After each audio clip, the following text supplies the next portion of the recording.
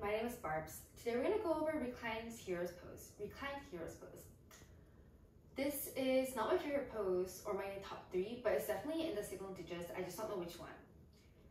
It's great for so many reasons, especially for people who have terrible posture like me and people with ADHD, because if you have ADHD or you're not neurodivergent, you have a higher likelihood of rounding your upper back. And because reclined hero's pose just opens everything up, it's very juicy for that. Some of the priorities include 1, internal rotation of your hips. When you're sitting down in reclined hero's pose or in hero's pose, your heels are on the outside of your butt. So this means your thighs or your legs are rotating inwards. So you need enough internal rotation for this. Number 2 is hip extension. If you have amazing hip extension, like the lengthening of the front side of your hips, and your internal rotation is just like whatever, you can sometimes get away with this pose. Because if this part is lengthy enough, then you don't really have to have as much internal rotation for your butt to touch the floor. But it doesn't really work the opposite way, or the other way. And lastly, chest opening. In the full expression, your arms are over your head and you're grabbing for opposite elbows. So you need some sort of lengthening or opening of the chest, but also your sides, because your arms are above. Some poses that help are 1, pinwheel or deer. I'm in deer right now. But options to deepen or to lessen intensity are you just drive your knee into the floor. The back leg is an internal rotation. And to intensify, you can lift your ankle while you drive it in. Reduce the intensity, you face forward. Increase intensity, you face your back knee. The second pose that helps is half frog. Your elbow is stacked underneath your shoulder and your forearm can be parallel. You're reaching, grabbing your foot from behind. Passive, less intense, just pull your heel towards the outside of your butt. In heroes, you're also sitting on the outside, your heels are also on the outside of your butt as you're sitting down. So this is the same action. Intensify, pull, maintain this depth, and kick into your hand. Mobility is flexibility plus strength. So you're building flexibility by stretching with your hand, and strength by resisting the hand and kicking. It actually helps you build flexibility a lot faster if you combine some element of strength in it. The second pose, or the third pose that helps, is supported fish pose. I love this pose. Grab a yoga block, place it at the lowest height or the second lowest height below your shoulder blades. This helps open the front part of your chest. And also, I love cork more than foam. I don't think I own a foam yoga block.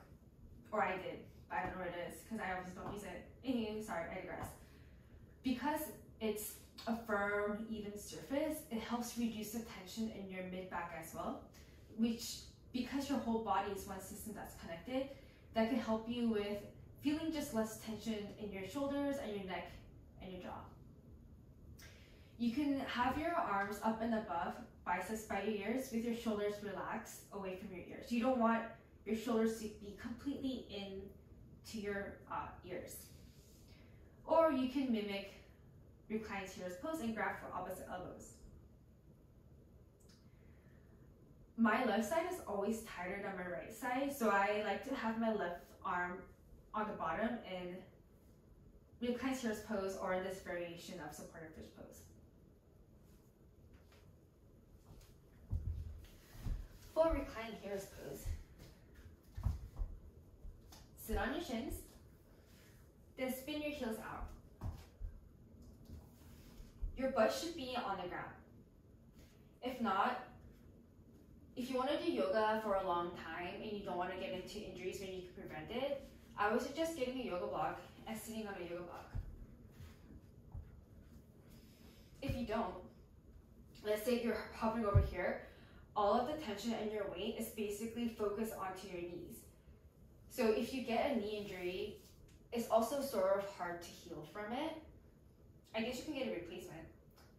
But to protect your knees, we want to make sure that your butt is flat on the ground, so your butt can also hold some of the weight as well.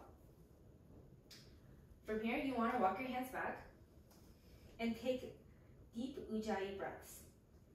Once your hands are underneath your shoulders, or roughly underneath your shoulders, and if this is comfortable, you can lower down onto your elbows. If this is comfortable, you can lower down onto your back. But if at any time your knee starts to feel like it's stretching or pulling on something, or if it's hurting, or you feel some pain radiating from to the other parts of your leg, you might hurt yourself, so I would reduce the intensity. From here, you can grab your feet or grab for your opposite elbows and just continue to breathe. This is, once you get on the floor, this pose actually is very, very relaxing, and it's a very passive way to help you build your internal rotation. If you are able to take deep inhales and even deeper exhales when you're taking your ujjayi breaths.